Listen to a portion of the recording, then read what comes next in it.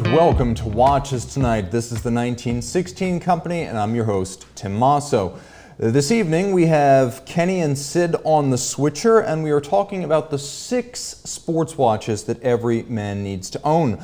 All of that plus we chat live and I share your viewer wrist shots tonight on Watches Tonight. Okay, while we are filing in, by the way guys, I can see the chat this week, so we are all systems go. Do me a favor, open up my Instagram, check out Tim_Mosso, and then follow me. 30 seconds, 60 seconds, all under 1 minute. Watches reviewed, and as you can see there from the picture of me with Squash the Pug, a little bit of Tim Mosso lifestyle insights. So check out my page on Instagram, Tim_Mosso. Also, guys, if you're in Hong Kong, I've got news for you. I'm coming to Hong Kong late this October, and I'm going to be there from the 22nd through the 24th. I would love to sit down with you for a Hong Kong-specific collector conversation. You don't have to come to me in the States. I'm coming to you in HK. Show me your watches, tell me your story. We're going to have our video crew on scene, and we're hoping to come away with all sorts of wonderful memories of the fine folks we met during Dubai Watch Week Hong Kong, where I'm also going to be giving the keynote address. So if you want to do a collector conversation, Hong Kong style with the 1916 Company, reach out to me, tmosso at the1916company.com, and we will put something together. All right, who's in the box? Edward Ledden of Sweden first. Dr. Kevin Moore, Mark S. from Brooklyn, Eddie Landsberg, Enrique Casiano, Miroslav, Rist O from Asheville, North Carolina, Sean Hansen. We got Thomas Burnett, Slowboy Fuel Pump, Jim Millett from the UK, Soma R. We got Lesio from Dallas, Texas.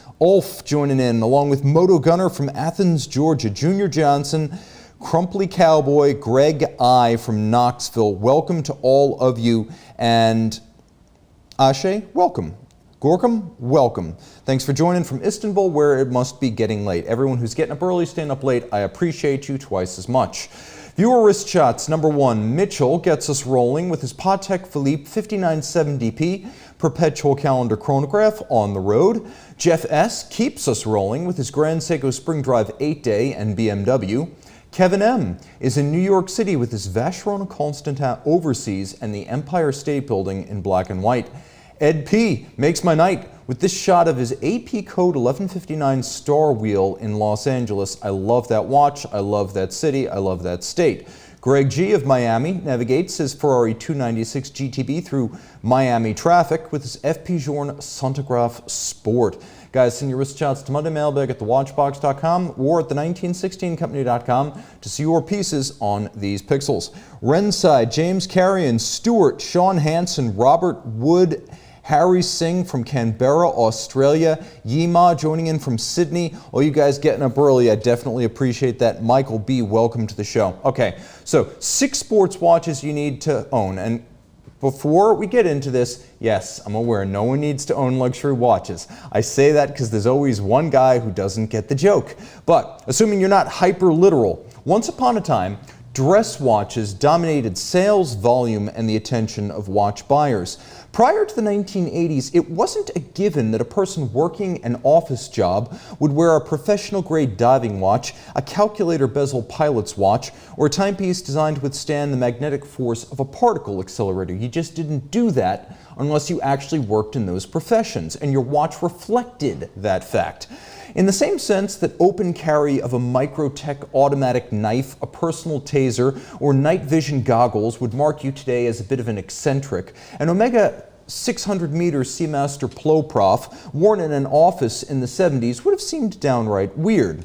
However, most of the viewers of this show have few direct memories of life prior to the mid-1970s, and once again, most will have lived their adult lives in an era that accepts serious sports watches as articles of everyday life, even in formal attire.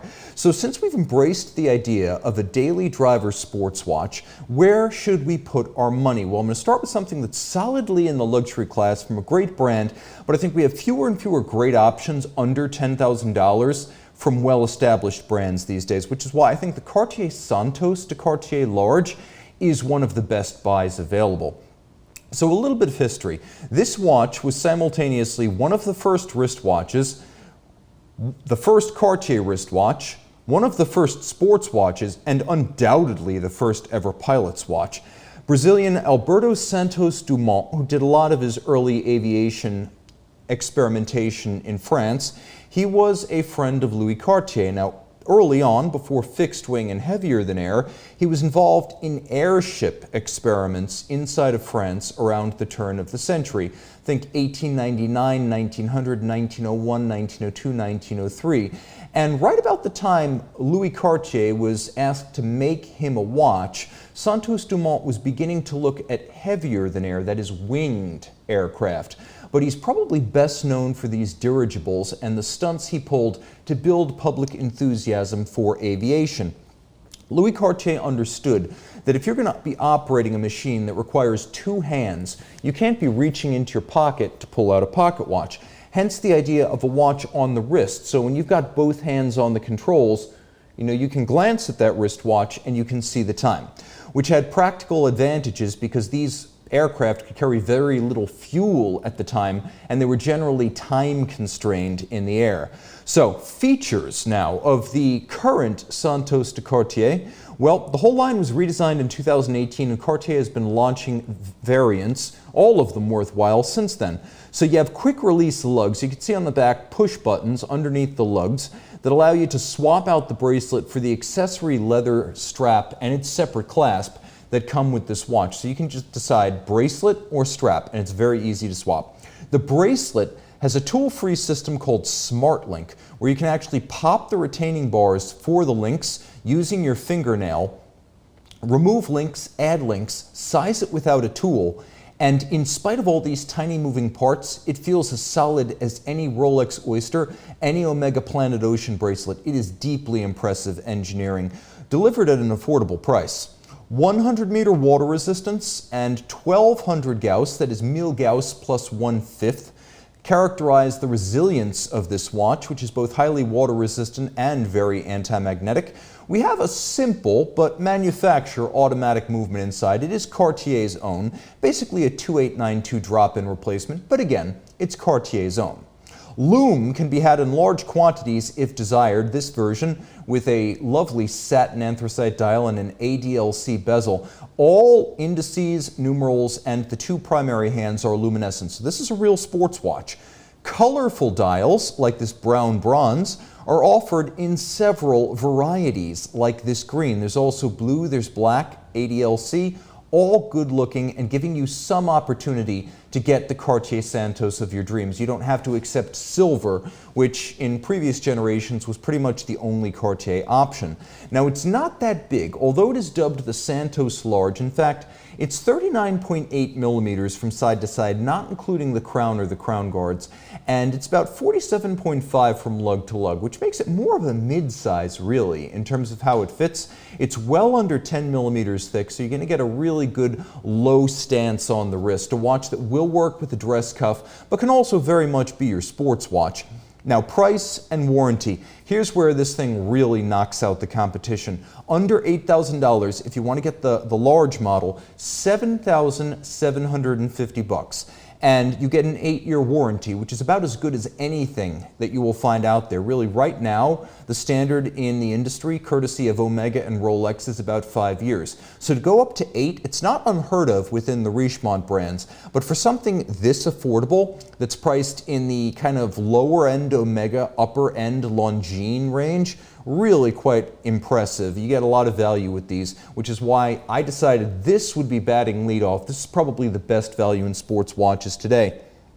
Okay, let's see what you guys are saying in the box. Mason 1.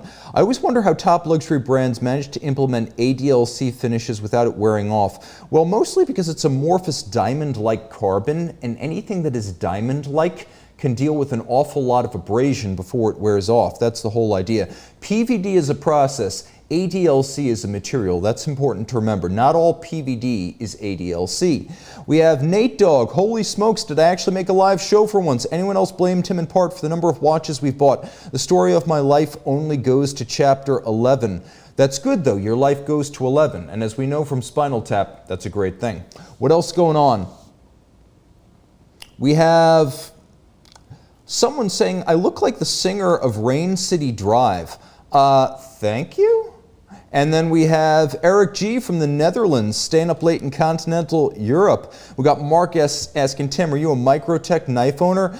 No, but I would like to have one. I remember it was the absolute coolest thing at like outdoors / campsite support stores when I was a kid. Like before Bass Pro Shops, you went to these local sort of like hardware outdoorsy stores, and the Microtech knife was always the thing in the case. The thing they told you couldn't buy unless you were a first responder, member of the military, or a professional fisherman. Today I think it's a little bit easier to get one.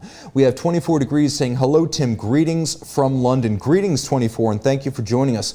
And Winterist, finally on a live show. Good to see you, Tim, and it's good to see you, Winterist. Okay, live audience building nicely, stay with me. Viewer wrist shots number 2. Reggie V, he was on our collector conversation. Now he's on your screen again with his Omega Speedmaster Grey Side of the Moon in Curacao at the Hutto Caves. We have Ren T, who took his Tudor Pelagos to pay respects to Breguet at the Leloc Museum of Horology. Tom B and Louis the dog mutually appreciate the creamsicle Omega Seamaster Planet Ocean. We have Pablo, who gives us a rare Raymond Weil sighting on the show with his Freelancer chronograph, and David S. shares his classic Omega Seamaster Diver 300 meter 150th anniversary edition with the broadsword hands. What else is going on in the box? We've got question, favorite vintage sports model. I would say, what is it, the IWC 3508, is 3508 the reference number, or is it 3708 for the 80,000 ampere per meter IWC Ingenieur? That would be my favorite vintage sports model, the IWC 80,000 ampere per meter. A nice size, a versatile watch, a fascinating concept, very rare. If it's my ultimate birth year watch, then probably the original Vacheron 222. And we have a question right here, or a comment right here about Oldsmobile.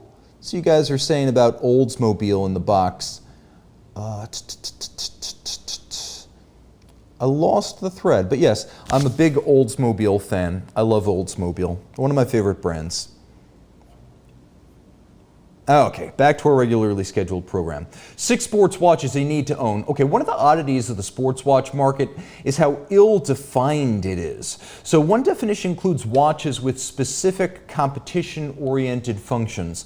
Sports, in other words, like tachymeters to measure speed, chronographs to work with tachymeters, sports-specific features like shock resistance, or, as with regatta and football timers, stopwatch scales geared toward the play periods of the given sports. Another definition cites what we often describe as the qualities of a tool watch.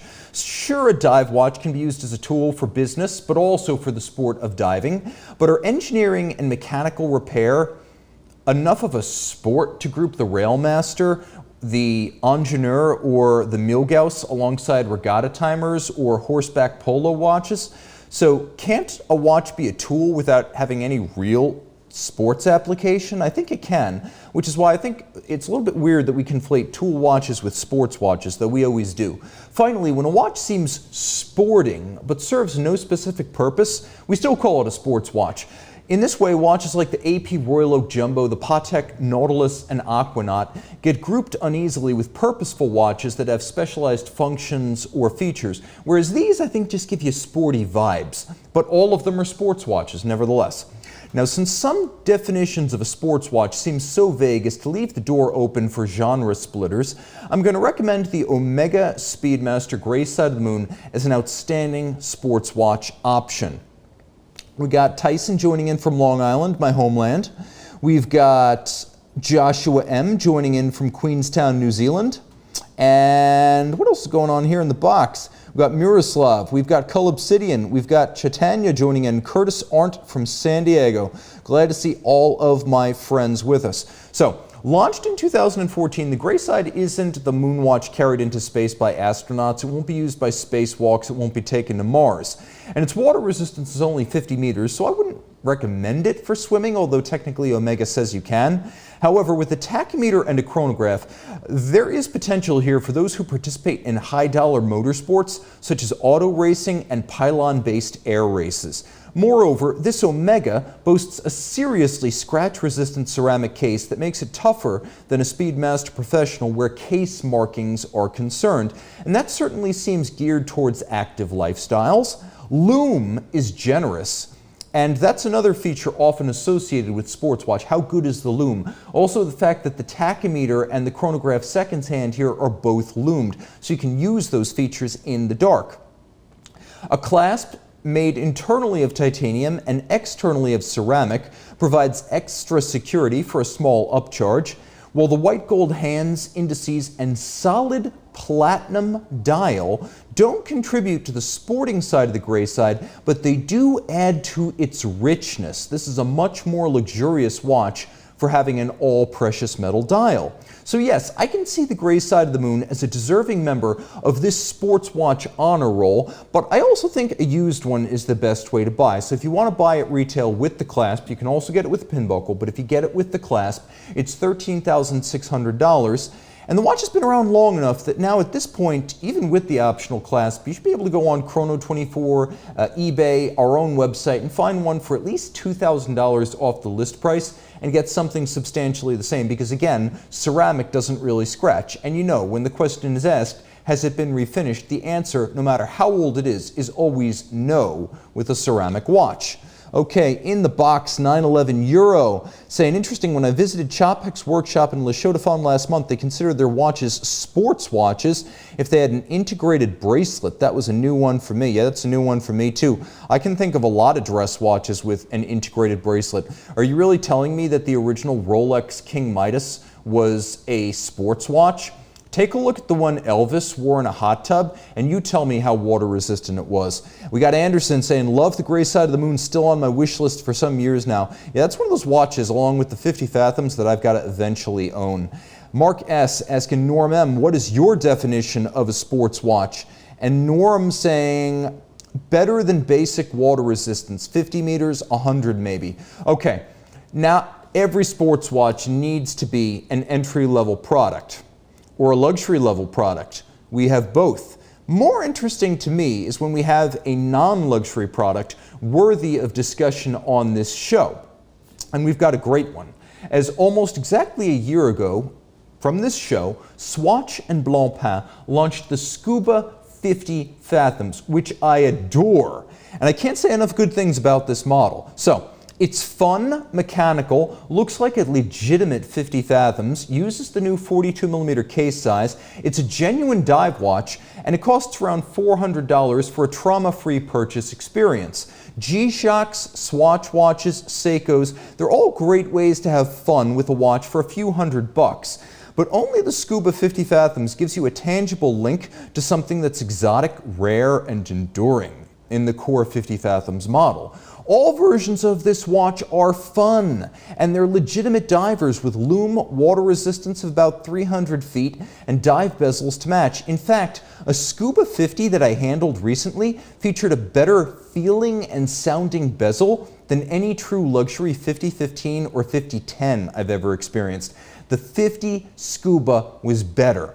And unlike, I would say it was Rolex or Cartier diver good, and I mean that as an absolute compliment. The Cartier diver has the best feeling dive bezel of all time. So, unlike some tenuously described sports and tool watches on the luxury scene, the Scuba is unmistakably a sports watch with a very focused purpose. Moreover, watch theft, street crime, targeted attacks, even hypersensitive customs agents have become global phenomena over the last 10 years internationally, and everyone could use a watch for travel.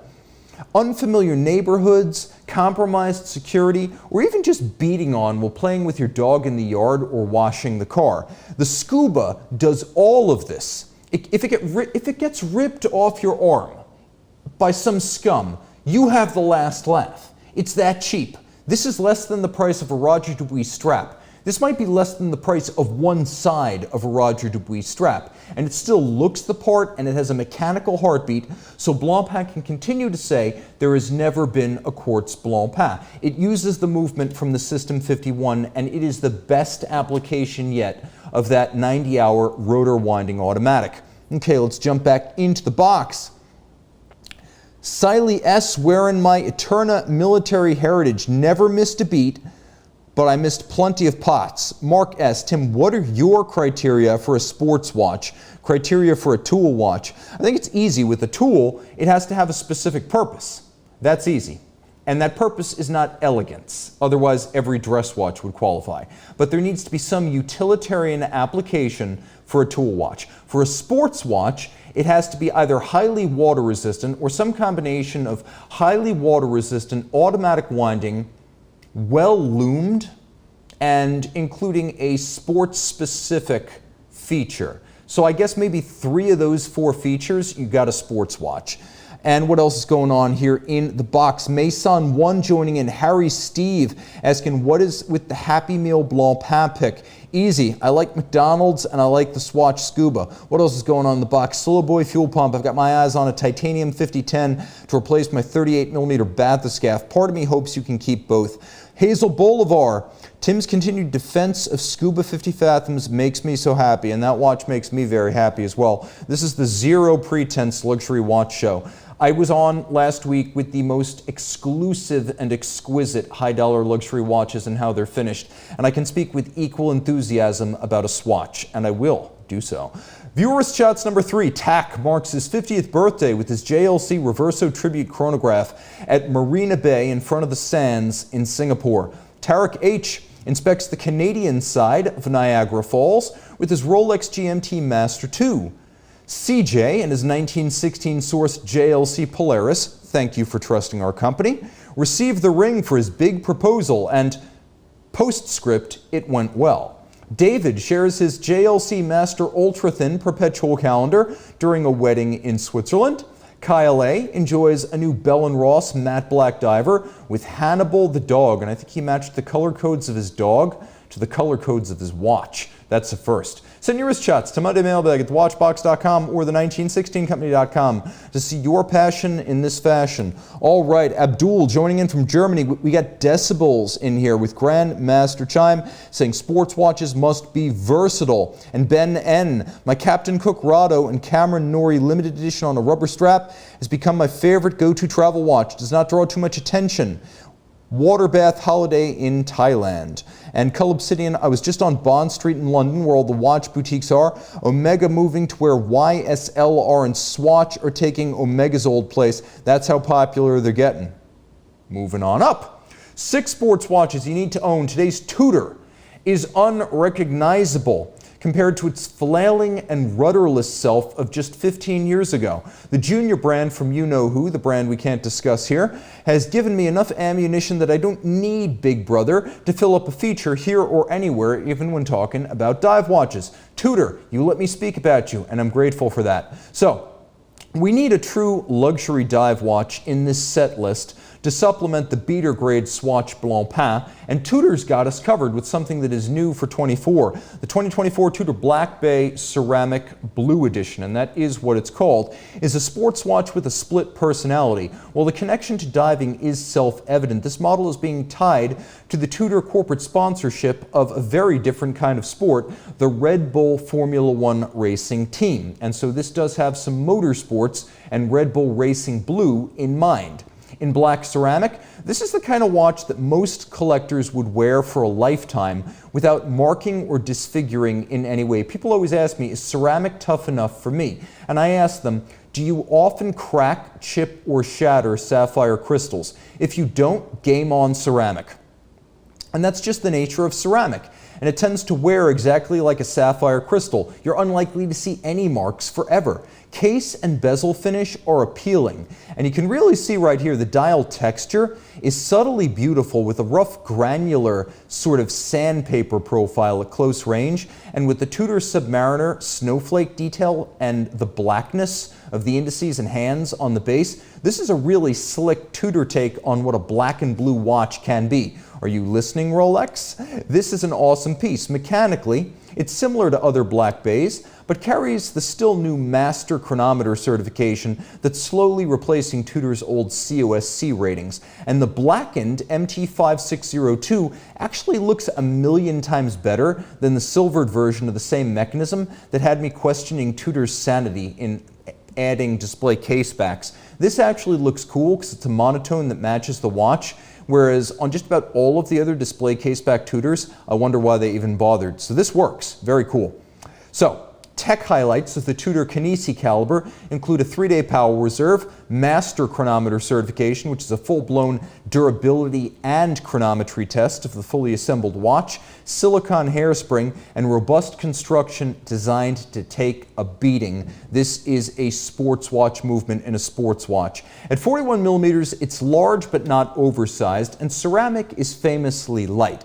It comes with 2 straps, one in textile and one that's a little bit new, a different kind of thing for Tudor, which is vulcanized rubber and calfskin leather. So again, moving on up with this watch. So 2 straps, one partially leather, and pricing is $5,150. So we are still well south of Omega Speedmaster Diver 300 meter territory, and maybe at the upper end of what you'd pay to get a dive watch from the likes of Longines or Baume & Mercier. And Tudor's value play here remains intact at $5,150, which, guys, if you tell me in the box what the significance to Van Halen is, I will give you a shout out. But yeah, $5,150 for the Tudor Black Bay Black Ceramic Blue Edition, a really cool piece. Now I'm also going to say this, shifting gears. After decades of branding exercises and occasional attempts to enter the premier watch space in earnest, Bulgari has arrived as a legitimate luxury watch manufacturer that can build bracelets, cases, dials, hands, and movements. And since the debut of the first Octo Finissimo, exactly 10 years ago in 2014, it has gained a status and stature that is now commensurate to its reputation as a jeweler. But as with the Royal Oak and the Nautilus, the standard Octo Finissimo is more sporty than a true utility piece or purposeful sports complication.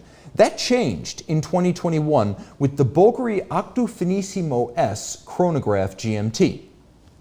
So, it features a chronograph display and a stealthy second time zone hid over at the 3 o'clock side. So that might look like it's part of the chronograph. That little 24-hour dial is actually your second time zone, which is really well integrated. And then if you look over to the 9 o'clock side, that's a little pusher adjuster for adjusting your local time at center. So this is a really well-designed watch that is super balanced. You almost don't even notice the chronograph pushers and the GMT adjustment. Its dial features the chronograph display, blue, plenty of luminescence, and a sharp tone-on-tone contrast that makes it a little bit of an inverse panda. I will also say this. Critically, this Bulgari replaces the original Finissimo case with a 43mm variant that includes a screw-down crown, 100-meter water resistance, and dial loom not found on previous models of the Octo Finissimo. For sporting events, vigorous activity, travel, or all three, this watch is ready to deliver. It's big compared to previous Finissimos, and you can see that on my wrist. But 9mm isn't exactly fat. That's still about 2.5mm thinner than a Daytona, which isn't exactly fat. And that 9mm is achieved with a truly cool peripheral rotor automatic. You see how it sits around the outside of the movement? This was carried over from the 2018 automatic tourbillon. So you've got the rotor and the winding system with a platinum mass, no less, around the outside. You've got a diameter for the movement of over 36mm, and then the time-telling organs in the chronograph go in the donut hole inside of the rotor. Power reserve is 55 hours. And a traditional column wheel is present for the chronograph, which I deeply appreciate.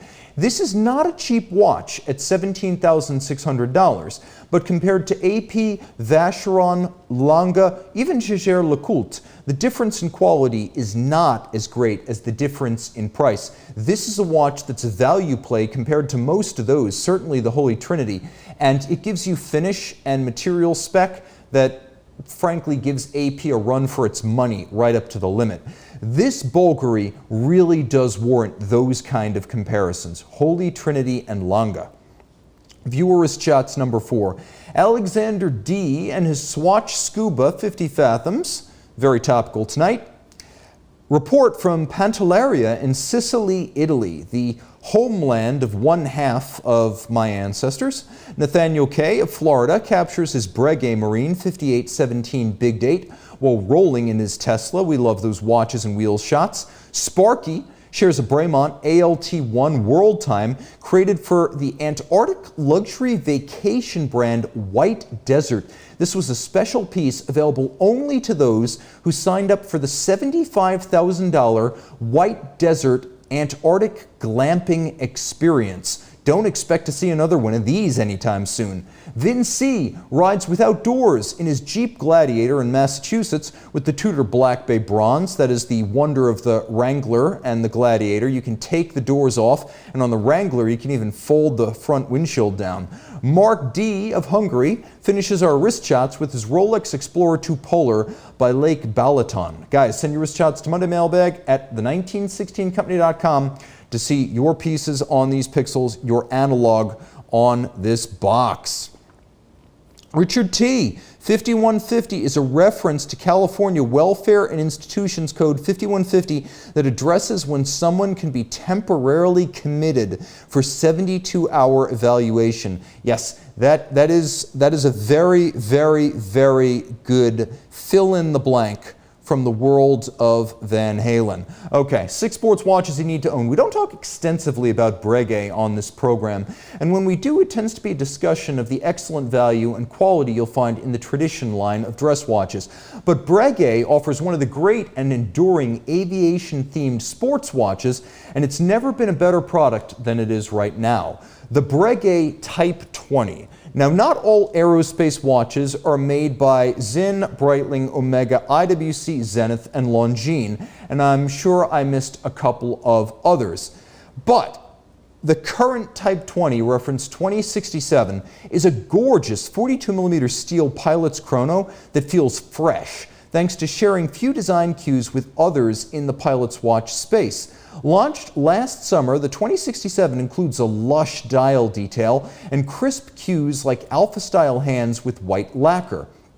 With a 100-meter water resistance rating and a timing bezel, this is a very versatile watch. From 1954 to the present, the Type 20 has been the longest-running Breguet product and the only one in the current collection that's not a modern-day creation from at least the Chaumet ownership period forward. This dates back to the period when Breguet was still very much a Parisian outfit and still delivering watches to military contracts. Now, it's not quite on the level of Omega's Speedmaster or Rolex's Daytona or Breitling's Navitimer, but the Type 20 stands as Breguet's icon with authentic military aviation heritage. This is not some aviation-themed watch. Back in the 50s, 60s, 70s, and even 80s, these were still being used by the French armed forces. Movement quality is high, thanks to a caliber 7821 that provides automatic winding, a 60-hour power reserve, column wheel and vertical clutch, chronograph operation, a silicon hairspring and escapement tech, flyback chronograph action, and a Zenith-like 36,000 vibrations per hour. It's also durable, not too thin, full balance bridge, free sprung balance, and a finishing befitting Breguet. I would say this, while not artisanal, finish is to a significantly greater degree than the previous Lamagna 1350 powered or based Breguet 582s in prior Type 20s. The only Breguet shortcoming here is the price, which is an ambitious $22,300, but that's the version you see here with the bracelet, not the version you saw on the strap. This is a great sports watch, whether you are an aviator or just an armchair aviator. Guys, thanks so much to you. This has been a great show. Send your wrist shots to Monday Mailbag at the1916company.com, and for that matter, if you are interested in interviewing with me when I'm in Hong Kong at the end of October, Mosso at the1916company.com, and we will set something up. Time out, Tim out, and thanks for logging on.